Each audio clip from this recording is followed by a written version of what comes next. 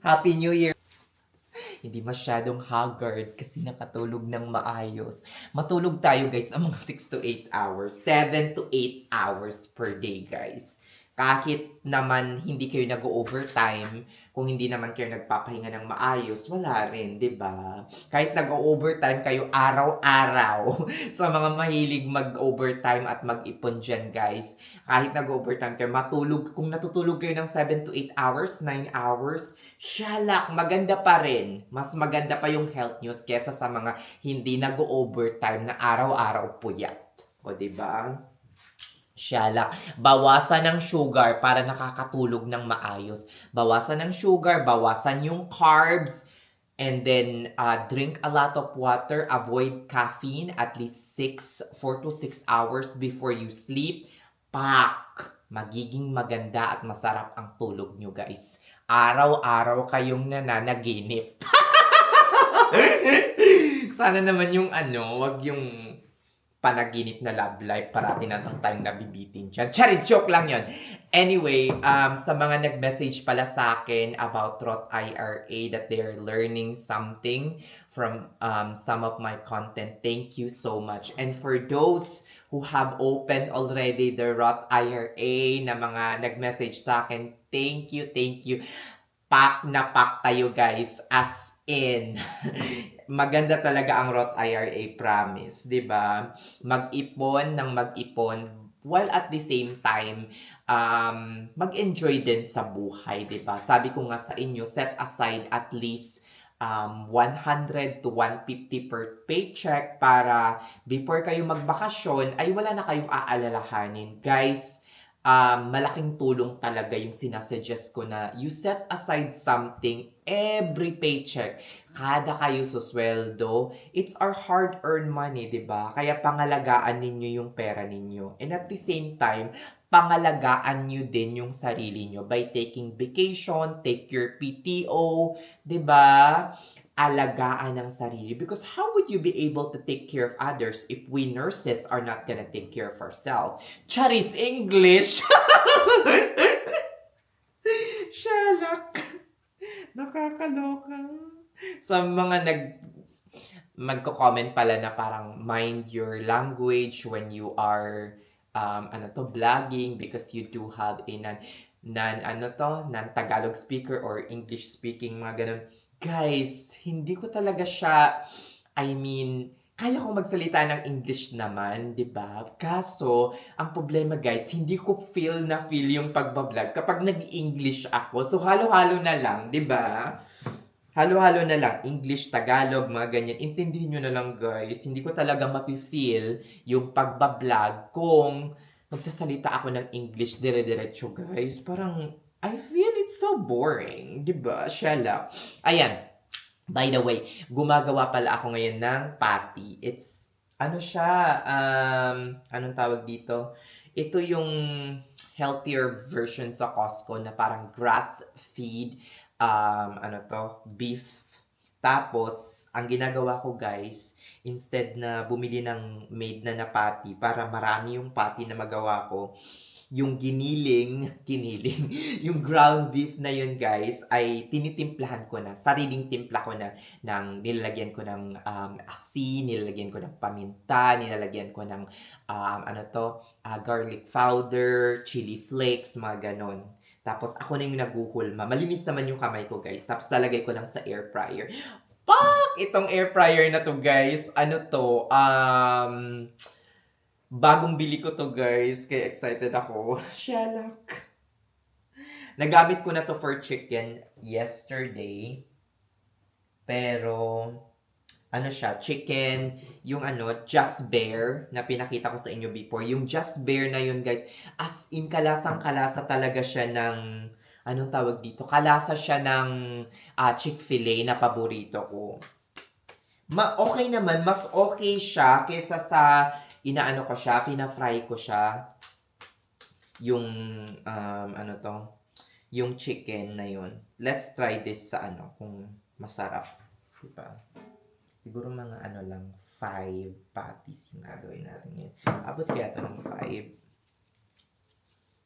Maliit lang. Sana umabot siya, guys, diba? Ayan, malinis naman yung kamay ko. Naghugas ako ng maayos, guys. As in, shellac. Ayan. Tapos, yaano ko lang to for let's try na muna. Kasi ang dami kong nakikitang 375 in 10 minutes, 350. Let's try 350 for 10 minutes. Let's see. And then, kapag hindi pa siya malutong, let's flip it over na lang. Mukhang madami yung magagawa nito, ha. 4 na lang. Kasi, 4 na lang siguro, no? Pati ba mamaya? Or lakihan ko na lang siya, no? Para 4, tapos malaki. Ayan. Lakihan ko na lang, siguro. Diba? Para isang anuhan na lang, no? Lakihan ko na lang siya, guys. Para in each corner, meron siyang isang patty. Ayan.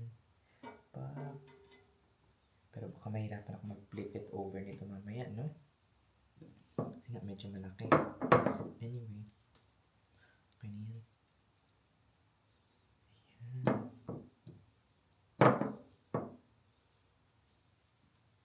Medyo malaki, no?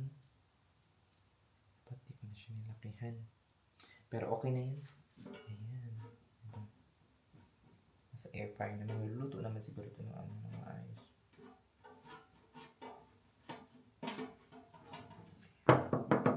Tapos ito.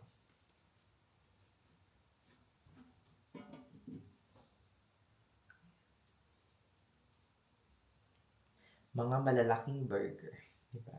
4 na lang ginawa ko, guys. Para siguro. Ayan. Let's see. Kung 10, iano ko na lang to ng 354 7 minutes or 10 minutes, mga ganyan. And then let's flip it over. Diba?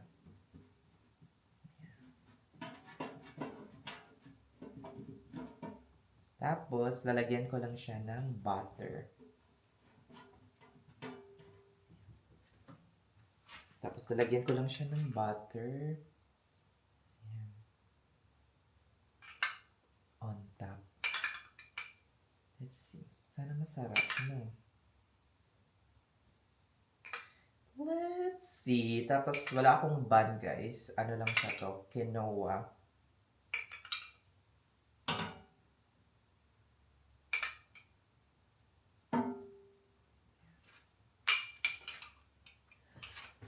Alhamdulillah. Ayan. See you later, guys, kapag luto na ito. Shellac.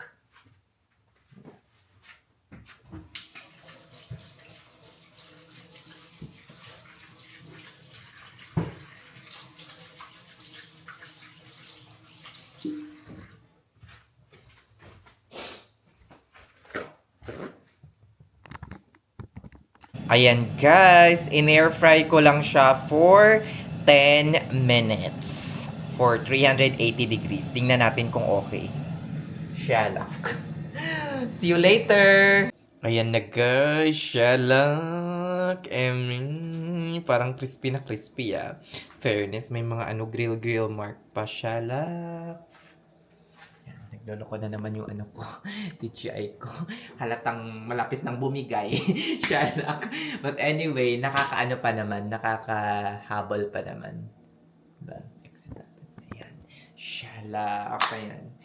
Inaantay ko lang yung aking quinoa na maluto, and then after that, kain na tayo, guys. Shellac. Kain tayo, guys. Finally, naluto na. Naubos ko na nga yung isa, eh.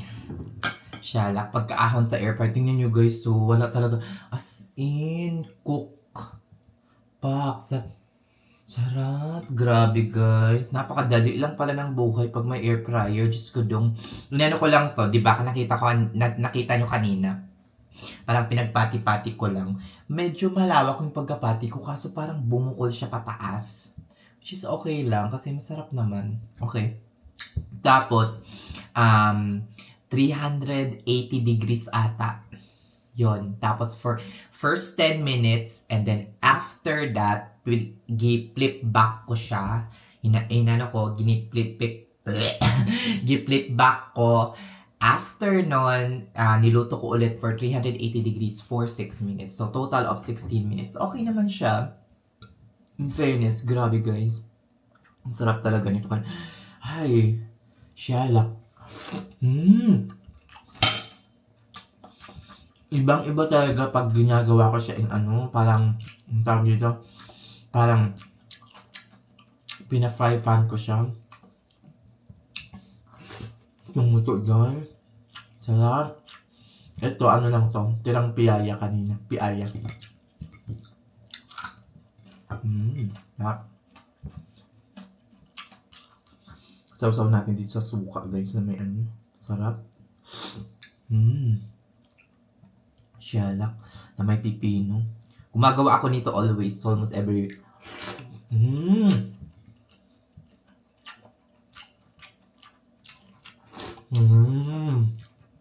Ang sarap. Kuloy.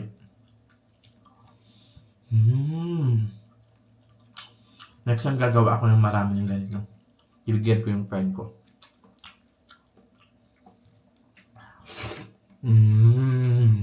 Sarap.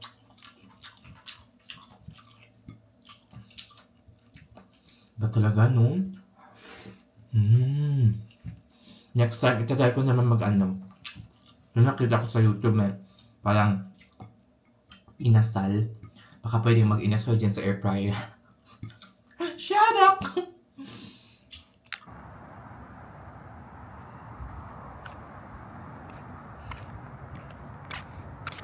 Ganda na ng panahon ngayon guys dito kasi maaraw na. Wala nang hindi na masyado malamig. Di na nga ako Baka bukas, naman, sobrang lamig na guys. Ganun talaga dito sa Texas guys. Shalak, no? Nung last, Sunday, ganito yung panahon. Kinabukasan, sobrang lamig, sunod-sunod. Ngayon na lang talaga naging maganda na naman yung panahon. Maganda naman yung panahon guys, yun nga lang malamig ng mga nakaraang araw. Pero ngayon, parang Pinas-style lang. Shalak. Ayan, na araw-araw pa ako. Ay, makikita yung mga chismis ko sa pagmumukha ko. Shalak. Punta ako sa kaibigan ko guys para makaano ng pagkain. May dala akong mga Tupperware para hindi na ako magsauli. Dala ko rin yung Tupperware niya. Shalak. Ay, shalak.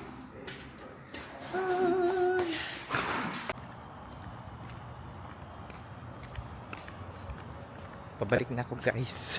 Nakalikwat ako ng pansit. Ay, yung stagpirula. Ay. Astagpirula. Ang tanda ko na talaga, day. Shell, akala ko nakalimutan ko yung coffee na nalikwat ko doon. Visit. Shalak talaga. Ay. Matanda na talaga, no? Shalak. Ayan. Merienda tayo, guys. Bago tayo pumunta ng gym and maligo. Shalak. Ayan. Ito yung trungo yan, guys.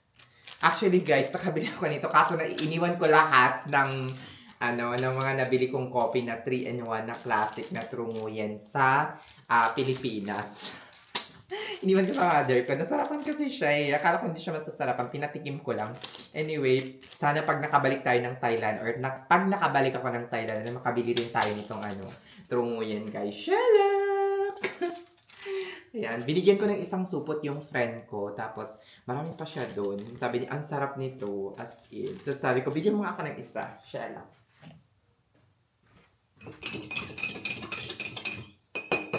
Sarap. Ito yung nalikwat natin guys, pansit.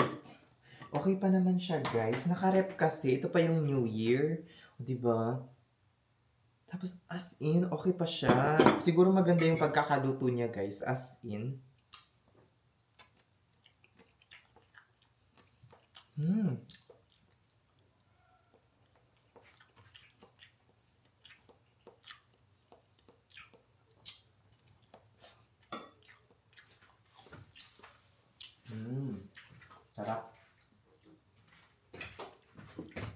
Sarap siya sa kape. Gusto ko sana kumain ng piyaya. Kaso, i-reserve ko na lang bukas. Diyos ko Lord. Weekend pa naman bukas dong. No? Ano yun lang natin. Para hindi siya parang lagay natin sa bang lalagyan. Or sa plato. Tapos ibalik natin sa rep. Sarap niya guys, as in. Hindi lang ako nakakain ng marami nito kasi busog na ako ng New Year, di ba? Bago tayo umalis dito, nung New Year's Eve kami, kumain pa ako ng avocado dito. So, medyo busog na ako nung dumating. Tapos, ang dami pang meron pang nakakabusog na, yun? Beef barbecue, something like that. So, sarap.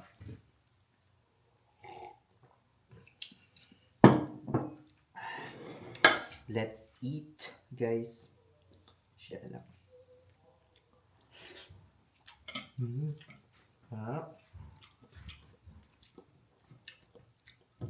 Ako guys, instead of lime, I don't know. Napakasarap talaga para sa akin na kumakain ng pansit. Kinakamay ko, nalagyan ko siya ng suka. So yummy.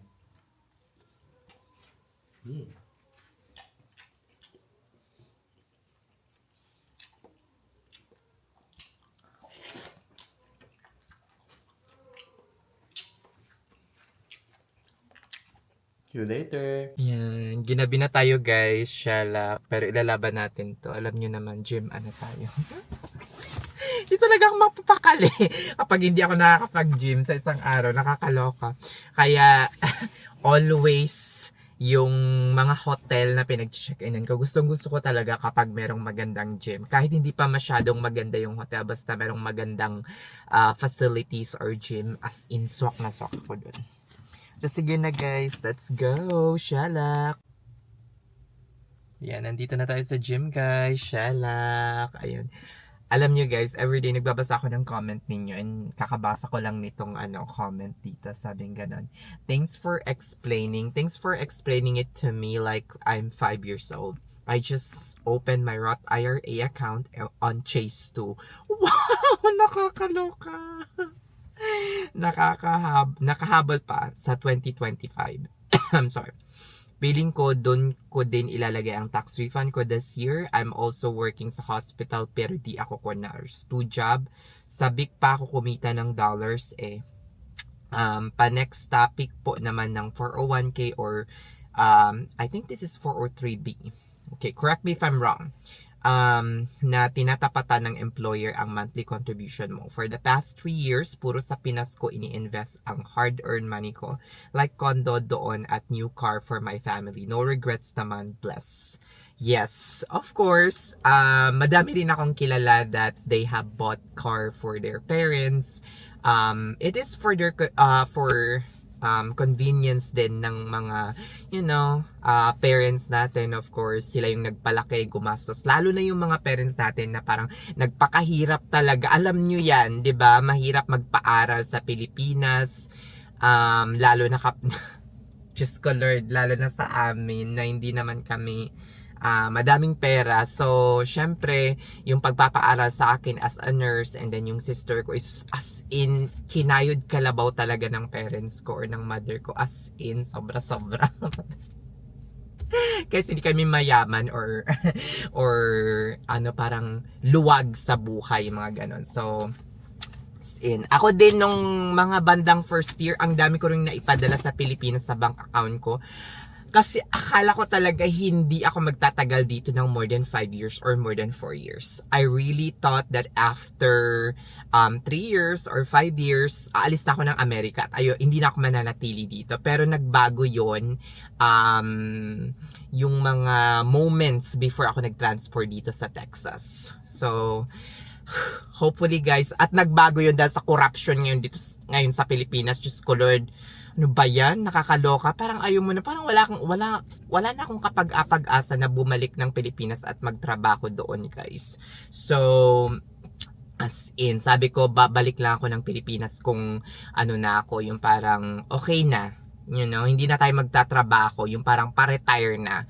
Yung parang, ano na lang, liwaliw sa buhay, 'di ba? Pa-travel, mga ganyan. So, ganon.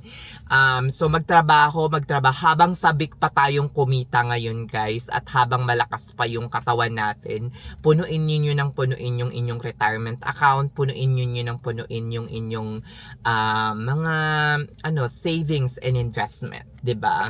Para pagdating ng panahon na medyo mahina na yung katawan natin, di okay na maski part-time na lang mga ganyan, parang ma-survive yung daily needs. At least yung retirement mo ay busog na, 'di ba? Shalak. O siya, sige na, let's go na, papunta na tayo sa loob. Whew, I'm so glad na maraming. Actually, hindi ko ini-expect talaga na marami akong, hindi naman sa, actually, wala naman akong kinikita or nakukuha sa educate about Roth IRA, about 401k, guys. So, I'm so thankful na marami akong nako-convince or marami akong I feel useful. 'Di ba? Ang dami parang wala pang masyadong alam pagdating sa mga investment, mga ganun. Again and again, sasabihin ko sa inyo, hindi ako financial planner, hindi ako financial expert. So, ayokong, 'di ba? Ayokong sumunod-sunod lang kayo sa akin. But if you want to copy what I'm doing, I'm just sharing it to you guys kung ano yung nalalaman ko pagdating sa investment dito sa Amerika or kung ano yung ginagawa ko. It's up to you if you wanna follow me or if you wanna like get some information from me. Again, I am not a financial expert. Pwede na. Shalak, sige na, guys. Pasok na ako sa gym para makapag-gym na tayo. Shalak. And kakabalik ko lang galing gym. And kumakain ako ngayon ng post-workout meal ko, guys. This will be my last meal before tayo matulog ng mga around 11:30 or 12, mga ganyan. Ayun nga. Sana matapos tayo before 9:30, besh. Ayokong matulog ng busog, di ba? Chicken. Saka near-fry ko lang. Tapos, pansit. Meron pang natirang pansit. Tapos ito, suka. Ayun. May nagtanong pala sa akin, guys, sa pagsa-sign up ng mga credit card, guys, paano ko daw na-meet yung mga minimum requirements, minimum spend requirements, lalo na pag American Express. Most of the apartment, maski magbayad ka pa ng convenience fee, sometimes American Express is not accepted. It is not widely accepted, especially for your rent, tapos magbabayad ka pa ng convenience fee. And at the same time, kunyari, parati kang anong tawag dito, nag-grocery sa Costco, Visa lang yung tinatanggap doon. So, paano mo mahihit yung minimum spend requirements ng Amex? Kung wala ka namang travel, wala kang hotel bookings, mga ganyan.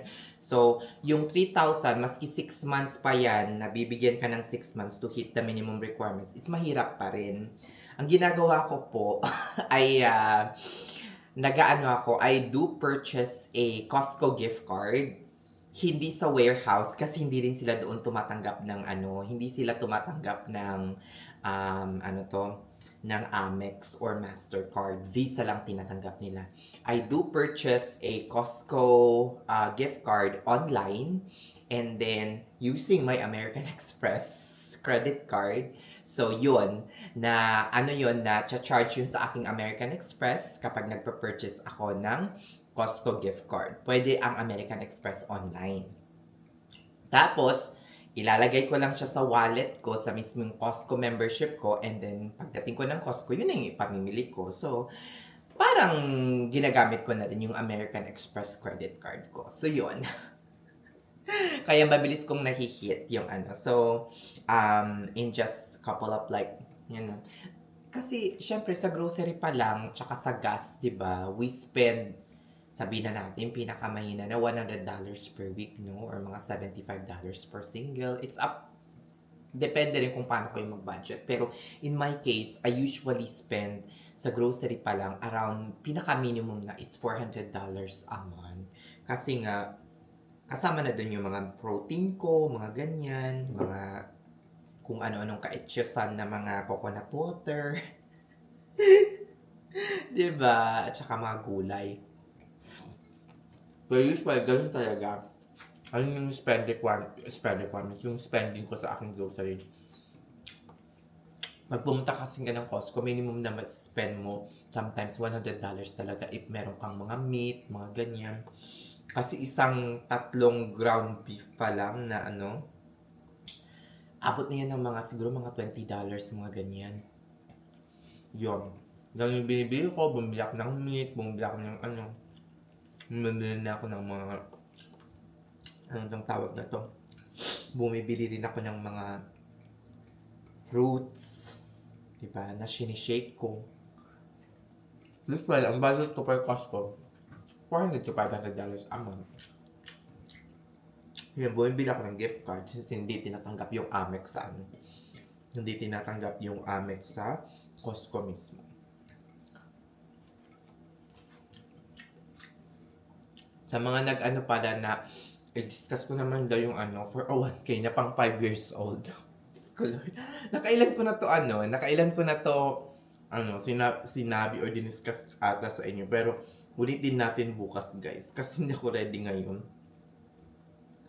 Kasi masyado nang humahaba itong vlog na to. Sarap.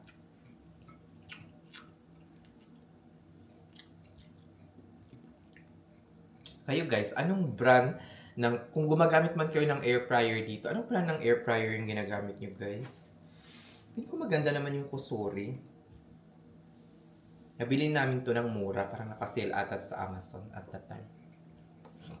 Sana okay siya. Tumagal sana.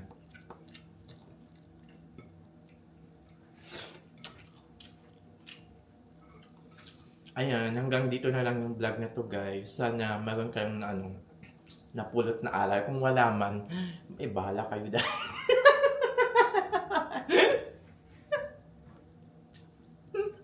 Shut up. Bukas ay weekend na. See you tomorrow. Siguro magja-jogging ako kung maaga akong magigising bukas. Sana maaga tayong magising like 7:30 or 7. Maganda kung makakapunta tayo ng park. Ang tagal ko nang hindi nakakapunta ng park. Puro ako gym. Gusto ko namang tumakbo. Malay mo, may mahabol tayo. Charis, joke lang yan. Shalak.